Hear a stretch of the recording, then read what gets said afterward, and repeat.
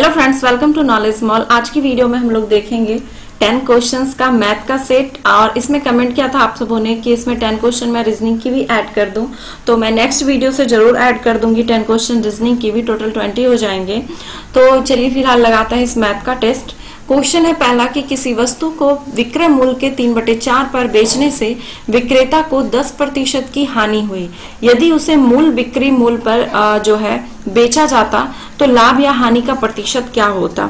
तो चलिए यहाँ पे आप गौर कीजिएगा कि यहाँ पे दोनों ही कंडीशन में विक्रय मूल्य की ही बात की गई है कि विक्रय मूल्य का 3/4 बेचने पर, यानी कि एक तो विक्रय मूल्य आप SP1 मान लीजिए और दूसरा SP2 मान लीजिए। ओके, अब जो है यहाँ पे मैंने बहुत बार बताया है, मैथ की वीडियो जो देखते होंगे अक्सर तो उन्हें पता होगा, मैंने बताया है कि जब भी ऐसा रहे कि इसके 3/4 इसके 4/5 ऐसा कुछ रहे तो जिससे तुलना की गई है आप उसे ऐसा डिजिट मानिए जो ये हर है ना इसका नीचे, उससे वो कट जाए। तो आप यहाँ पे 4 मान सकते हैं, 8 मान सकते हैं, 12, कुछ भी, तो 4 ही मान के चलते हैं। SP1 को 4, तो SP2 क्या हो जाएगा, क्या कहा, विक्रय मूल्य का 3/4 बेचने पे, यानी 4 का 3/4 बेचने पे, तो कितना हो जाएगा, ये 3 हो जाएगा। ठीक है, यानी SP2 हमारा 3 हो गया। अब कहता है ऐसे कंडीशन में ना विक्रेता को 10% की हानि होती है। तो बताया, पूछा ये गया कि अगर मूल विक्रय मूल्य यानी ये SP1 पे बेचता, 4 पे बेचता, तो उसे लाभ कितना होता। तो चलिए इसे सॉल्व करते हैं। SP1 बटे SP2 कर लीजिए आप। ओके, 4/3 कर लीजिए। अब यहाँ पे देखिए SP = SP लिख दीजिए आप। 3 पे बेचा तो उसे क्या हुआ, 10% की हानि, यानी बेचा कितने में, 90 में। अब यहाँ पे 4 पे बेचता तो उसे क्या होता मालूम नहीं, तो हम इसे x मान लेते हैं। 3 से कट कर दीजिए आप 30 टाइम में, अब क्रॉस में मल्टीप्लाई कर दीजिए तो कितना हो जाएगा, 120 हो जाएगा। 120 हो गया तो यहाँ 100 से ज्यादा आ रहा है। 100 से ज्यादा आने का मतलब क्या है, प्रॉफिट। अगर 100 से कम आता तो लॉस। तो 100 से कितना ज्यादा आया, 20, यानी कि 20% का यहाँ हो रहा है प्रॉफिट। आंसर हो जाएगा ऑप्शन ए। दूसरा क्वेश्चन है यहाँ पे कि एक व्यक्ति किसी वस्तु को लागत मूल्य से 5% अधिक पर बेचता है। यदि उसने जितना भुगतान किया उससे 5% कम पर उसे खरीदा होता और 2 रुपया कम पर बेचा होता तब 10% का लाभ होता। तो वस्तु का लागत मूल्य क्या है। तो सबसे पहले ना आप CP को 100 मान लीजिए, ठीक है, और SP यहाँ पे कितना हो जाएगा, कहा क्या गया कि लागत मूल्य से 5% अधिक पर बेचा, यानी कि 105 में बेचा। यह ध्यान रहे ये सारे परसेंटेज में है, एग्जैक्ट नहीं है। अब कहते हैं कि यदि जितना भुगतान किया 5% कम पर खरीदता, 100 में पहले खरीदा, अब यहाँ पे क्या जा रहा है कि 5% कम यानी कि 95 पे खरीदता, तो और कहता 2 रुपया कम पर बेचा होता तब 10% का प्रॉफिट। फिलहाल ये 2 रुपया कम वाली बात हम यहाँ पे इग्नोर करते हैं। क्या कहता, तो ऐसे कंडीशन में 10% का लाभ होता। तो 10% का लाभ कमाने के लिए वो बेचेगा कितने में, तो 95 लागत था और 10% का प्रॉफिट, यानी कि बेचा कितने में, 110 में। अब इसे सॉल्व कर लीजिए तो यहाँ पे आ जाएगा इतना, ये भी परसेंट में है। पहले 105 में बेच रहा था, अब 104.5 में, यानी कम में बेच रहा है।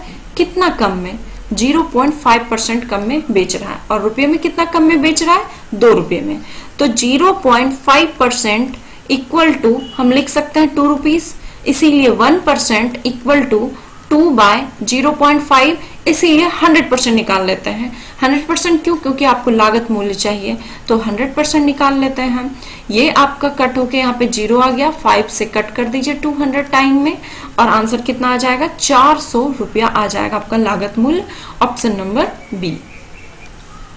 क्वेश्चन है कि एक व्यक्ति ने 72 किलोमीटर की दूरी 12 घंटे में तय की। उसने आंशिक यात्रा 5 किलोमीटर प्रति घंटे की गति से पैदल और आंशिक यात्रा 10 किलोमीटर प्रति घंटा की गति से साइकिल से की। उसने कितनी दूरी यात्रा पैदल की। तो आप इसे 2 मेथड से बना सकते हैं। एक एलिगेशन मेथड से भी बना सकते हैं, चाहे ऐसे जनरली जैसे सॉल्व करते हैं वैसे भी कर सकते हैं आप इसे। तो मैं यहाँ पे एलिगेशन मेथड से बता रही हूँ। सबसे पहले पैदल को ना आप P से डिनोट कर दीजिए, साइकिल को C से डिनोट कर दीजिए, आसानी होगी समझने में। ओके, अब यहाँ पे क्या करते हैं कि साइकिल से जो उसकी चाल थी वो कितनी थी, सॉरी पैदल से यहाँ पे 5 किलोमीटर प्रति घंटा, तो हमने यहाँ पे 5 लिख दिया, और साइकिल से 10 किलोमीटर प्रति घंटा। एवरेज में कितना हो गया उसका चाल, तो निकालना है 72 किलोमीटर दूरी 12 घंटे में, तो उसका एवरेज में चाल कितना हो गया, 72/12 कर देंगे, चाल बराबर दूरी बटे समय कितना आ गया 6, तो हम उसे सेंटर में रखेंगे। एलिगेशन मेथड हम लोग ऐसे ही बनाते हैं। जब इसे हम निकालेंगे तो ये जो निकल जाएगा ये समय का रेशियो निकलेगा, ठीक है। तो यहां से घटा के आपको यहाँ लिखना है 1 और यहां से घटाइएगा तो यहाँ 4, ये निकल गया समय का रेशियो, ठीक है। अब इसे आपको निकालना किसका, पैदल निकालना है, तो पैदल में कितना टाइम लगा आप उसे निकाल लीजिए। तो टाइम लगा कितना, 4 कितने में, 4 और 1 5 में, इसीलिए 12 घंटा टोटल टाइम है ना, तो 12 घंटे में पैदल जाने में कितना टाइम लगा होगा, ये आपने निकाल दिया, ठीक है, इतना। अब यहाँ पे आपको निकालना है कि दूरी कितना तय किया उसने पैदल, तो पैदल निकालने के लिए दूरी क्या कीजिएगा आप, दूरी बराबर होता है चाल गुने समय, तो चाल उसका कितना रहा पैदल से 5 किलोमीटर और समय कितना लगा 48/5, ये कट हो जाएगा आपका 48 किलोमीटर, आपका आ जाएगा आंसर ऑप्शन नंबर सी। अगर आपको ऐसे बनाना है जनरल मेथड जैसे होता है तो ऐसे बनाने के लिए थोड़ा सा आपको कैलकुलेट ज्यादा करना पड़ेगा, मैं यहाँ पे बता देती हूँ। तो सबसे पहले मैं इसे वाइप कर देती हूँ, वहीं पे मैं बता देती हूँ, 1 सेकेंड।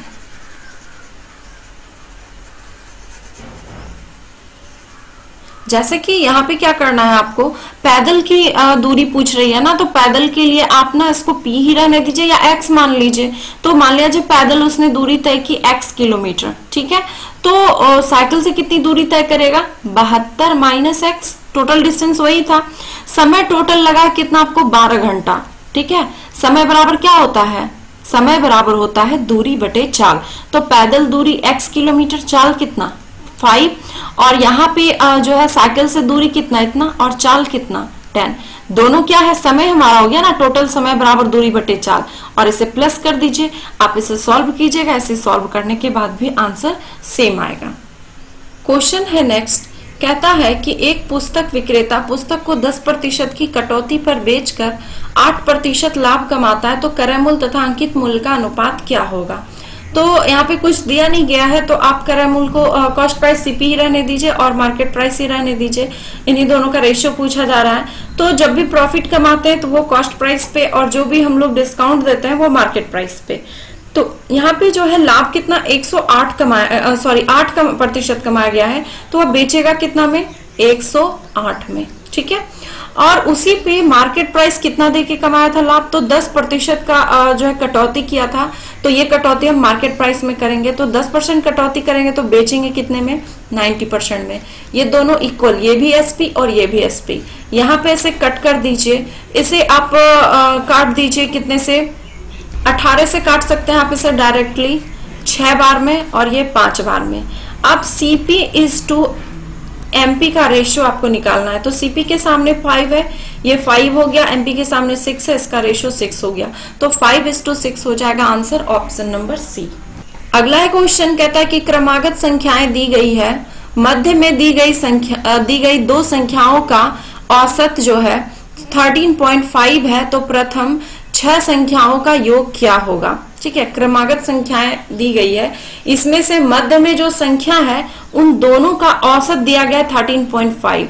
लीजिए 13.5, ये 2 संख्याएं दी गई है कि यहाँ पे उन दोनों का औसत ये एवरेज है, तो इसके पहले की संख्या क्या होगी 13 और इसके बाद की संख्या क्या रही होगी 14। ठीक है, बिल्कुल सिंपल वे में निकालिए। अब कहता है कि प्रथम 6 संख्याओं का योग, तो 6 संख्या यानी कि आप सबसे पहले तो इधर की संख्याएं लिख लीजिए, कितना हो जाएगा ये 12, 11, 10, 9। ठीक है, यहाँ पे कितनी संख्याएं हो गई 1, 2, 3, 4, 5। एंड सॉरी, थोड़ा सा यहाँ पे क्वेश्चन मिस्टेक है, क्वेश्चन छूटा हुआ है। यहाँ पे जो होगा ये होगा 10 क्रमागत संख्याएं दी गई है। ठीक है, तो यहाँ पे 5 संख्याएं इधर हो गई और 5 संख्याएं इधर, 5 संख्याएं इधर की कितनी हो जाएगी 14, 15, 16, 17 और 18। ठीक है, ऐसी संख्याएं दी गई है। अब आपको क्या पूछा गया कि प्रथम 6 संख्या यानी कि 1, 2, 3, 4, 5 और छठी संख्या कौन हो गई, ये 14, इन सारे का योग आपको बताना है क्या होगा। तो सारे को जब आप ऐड करेंगे तो आपका आंसर जो है वो आ जाएगा 69। आंसर हो जाएगा ऑप्शन नंबर डी। क्वेश्चन है नेक्स्ट कि P एक मेज को 16 दिन में बना सकता है जबकि Q उसे 20 दिन में बना सकता है। Q ने कार्य आरंभ किया तथा उस कार्य को 5 दिन तक किया, शेष कार्य P कितने दिन में पूरा कर सकेगा। तो यहाँ पे P 16 दिन में बना सकता है और Q उसे 20 दिन में बना सकता है। दोनों का अगर हम एलसीएम लेंगे तो कितना आ जाएगा, 80 आ जाएगा। 16 से डिवाइड करेंगे इसे तो 5 बार में, 20 से डिवाइड करेंगे तो 4 बार में, यानी P जो है एक दिन में 5 काम, Q एक दिन में 4 काम करता है। चलिए अब कहता है Q ने काम आरंभ किया और 5 दिन तक किया, तो Q का 5 दिन का काम,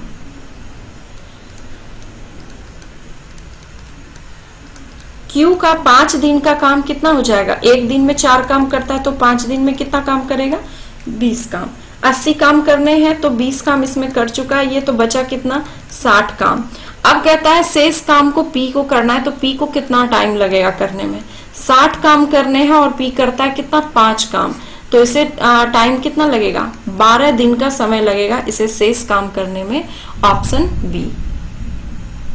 क्वेश्चन है अगला कि एक 4000 की राशि साधारण ब्याज से 6 वर्ष में 7000 हो जाती है। यदि ब्याज का दर स्वयं का दोगुना हो जाए तो 6 वर्ष के पश्चात राशि क्या होगी। रेट जो है यहाँ पे मूलधन वही रहेगा, ठीक है, रेट सिर्फ क्या कह रहा है, टाइम भी सेम चीज है, और रेट के बारे में कहा गया कि सिर्फ रेट दोगुना हो जाए। तो आपको ना सबसे पहले यहाँ पे रेट निकालना है। तो रेट के लिए क्या कीजिए, यहाँ पे 6 वर्ष में इतना हो जा रहा है 7000, यानी कि मिश्रधन है और ये मूलधन है, तो आपका जो ब्याज निकल जाएगा, ब्याज कितना हो जाएगा, माइनस कर दीजिए, 7000 है, मिश्रधन में मूलधन को माइनस कर दीजिए। ओके, कितना बच जाएगा, 3000 हो गया यहाँ पे SI। कितने दिन का, 6 साल का निकल गया आपका साधारण ब्याज 3000 रुपया। अब आपको निकालना है यहाँ पे रेट, तो रेट निकाल लीजिए, SI मल्टीप्लाई 100 बटे मूलधन कितना है 4000 और समय 6, ये तो आपका 3030 ऐसे ही कैंसिल हो गया। 3 से कट कर दीजिए 2 टाइम में, आप उसको 4 से कट सकते हैं 25 टाइम में, तो 25/2% हो गया आपका रेट। रेट को दोगुना किया गया यानी कि 2R कर देंगे, तो 2R जब हम कर देंगे दोगुना इसे, तो कितना हो जाएगा ये रेट, 25% हो जाएगा। ठीक है, अब यहाँ पे क्या कहा कि 6 वर्ष के पश्चात आपकी राशि क्या हो जाएगी, यानी कि मिश्रधन। तो आप अब यहाँ से क्या कर सकते हैं, या तो एक बार आप ब्याज निकाल लें फिर उसे मूलधन में ऐड कर दें, या दूसरा जैसे मैं बनाती हूँ SI इक्वल टू क्या होता है R इंटू T, यानी कि R है 25, T कितना है 6, यानी 150%, ये परसेंट में आया, तो अमाउंट यानी मिश्रधन कितना हो जाएगा, इसमें मूलधन को ऐड 150 है ना, तो यहाँ पे हो जाएगा 250। जैसे थोड़ा सा समझ लीजिए, जैसे R इंटू टी का मान आता कितना 5%, तो अमाउंट कितना हो जाता 105%। 10% आता तो अमाउंट हो जाता 110%। ओके, बस 100 को ऐड कर दिया, क्यों, क्योंकि हमने मूलधन को यहाँ पे 100 माना है, परसेंट में ये है। तो अब यहाँ पे मूलधन कितना है 4000, तो 4000 का 250% डायरेक्ट निकाल दीजिए, तो आपका निकल जाएगा ये क्या, ये निकल गया आपका ब्याज। ठीक है, सॉरी, ये निकल गया आपका मिश्रधन, क्योंकि पूछा गया था कि 6 वर्ष के पश्चात राशि क्या होगी, तो राशि हो जाएगी इतनी, ऑप्शन नंबर डी। अगला है क्वेश्चन कि यदि एक अर्धवृत्त का क्षेत्रफल 693 वर्ग सेंटीमीटर है तो इसकी त्रिज्या ज्ञात कीजिए। अर्धवृत्त का क्षेत्रफल क्या होता है, पाई r²/2, और ये दिया गया 693। पाई का मान 22/7 होता है, इंटू यहाँ पे r² कर दीजिए, यहाँ पे 2, ये हो गया 693। अब 11 से इसे काट के देखिए, 2 टाइम में कट जाएगा, ये कट जाएगा आपका 63 टाइम में। ठीक है, और ये 2 और 2 हो गया कैंसिल। r² इक्वल टू ये इधर जाके क्या होगा, मल्टीप्लाई हो जाएगा, मल्टीप्लाई हो जाएगा, तो आप इसे क्या करें, इसे तोड़ दीजिए, 9 इंटू 7 लिख सकते हैं आप इसे, और ये यहाँ जाके मल्टीप्लाई 7 हो जाएगा। ये मैंने इसलिए तोड़ा क्योंकि रूट निकालना था, ये इधर जाके क्या हो जाएगा रूट, तो ये 9 इंटू 7 इंटू 7, ठीक है। इसका कितना हो जाएगा 3 निकलेगा और इससे 7, यानी कि कितना हो जाएगा आर का मान 21। Answer option number C. Question है कि यदि 39 वस्तुओं का विक्रय मूल्य 42 वस्तुओं के क्रय मूल्य के बराबर है तो लाभ प्रतिशत क्या होगा। चलिए यहाँ पे 39 वस्तु का विक्रय, सबसे पहले मैं लिख देती हूँ तभी आपको समझ में आएगा। 39 वस्तु का विक्रय मूल्य बराबर 42 वस्तु का क्रय मूल्य, ये दोनों बराबर है। अब मान लिया जाए कि 42 वस्तु का जो सीपी है,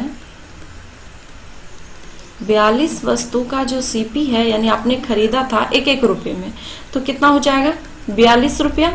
और ये दोनों चूंकि इक्वल है इसीलिए 39 वस्तु का एसपी भी कितना हो जाएगा 42 रुपया। अब यहाँ पे सबसे पहले ये तो पता चल जाए कि प्रॉफिट हो रहा है या लॉस। 42 वस्तुओं को आपने 42 रुपये में खरीदा, या यूं कहिए 42 रुपये में आपने 42 वस्तु खरीदा, लेकिन बेचने के टाइम 42 रुपये में आपने 39 वस्तु को ही बेचा। 42 वस्तु थे, 39 को ही आपने बेचा है, लेकिन ये इक्वल हो चुका है। तो आपके पास और अभी कितने वस्तु बचे हुए हैं, जितने भी बचे हुए हैं वो तो आपके प्रॉफिट में जाएंगे। तो बचे हुए कितने वस्तु हैं यहाँ पे, वे बचे हुए हैं 3 वस्तु, ठीक। तो 3 का प्रॉफिट हो गया। प्रॉफिट हमेशा होता है किस पे, तो वो होता है कम पे, यानी कि 39 पे इंटू हो जाएगा 100। आप इसे सॉल्व करेंगे तो ये एग्जैक्ट तो आएगा नहीं, ये पॉइंट में आ जाएगा 7.69 आ जाएगा। आंसर हो जाएगा ऑप्शन बी। क्वेश्चन है लास्ट की कोई धनराशि 12 वर्ष में अपनी 5 गुनी हो जाती है, वह धनराशि 8 वर्ष में अपनी कितनी गुनी हो जाएगी। तो यहाँ पे देखिए ये साधारण ब्याज है, चक्रवृद्धि ब्याज नहीं, ये साधारण ब्याज है। अब यहाँ पे 12 वर्ष में इसे कैसे बनाते हैं हम लोग, 12 वर्ष में हो जाता है ये 5 गुनी, ठीक है। और कहता है कि 8 वर्ष में ये हो जाएगा कितना गुना, तो हम लोग x गुना इसे मान लेते हैं। अब इसे बनाना क्या है, साधारण ब्याज में जितना गुना कहा जाता है दोनों ही में -1 आप कर दीजिए और क्रॉस में कर दीजिए मल्टीप्लाई, ठीक है।